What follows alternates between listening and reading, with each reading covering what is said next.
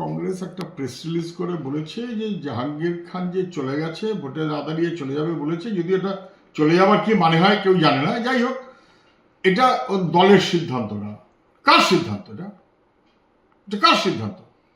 এটা কি জাহাঙ্গীরের সিদ্ধান্ত? তা দল কোনো অ্যাকশন নিয়েছে? নেয়নি তো ফালতু কথা বলে লাভ কি?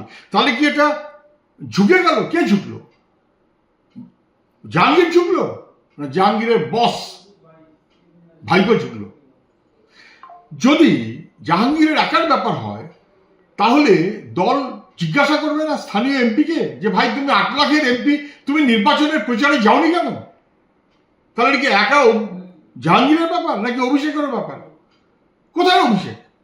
হাজার হাজার পুলিশ নিয়ে তো বাজার গরম করে উত্তেজনা তৈরি করে বেড়াচ্ছিলেন, মানুষের উপরে নানান রকমের অত্যাচার করেছেন। আজকে সব দায় কোনো একজনের ঘাড়ে যদি ফেলে দেয় তাহলে তার বিরুদ্ধে অ্যাকশন নিক। ভাইপো কেন যায়নি কোনো মিটিং করতে এখনো পর্যন্ত? এক্সিস্টিং এমপি ব্যবস্থা নেই। যদি না নেয় তাহলে বোঝা যাবে যে অপরাধটা আসলে ওয়াক ওভার দিয়ে বিজেপিকে সাহায্য করার অপরাধটা তৃণমূলের।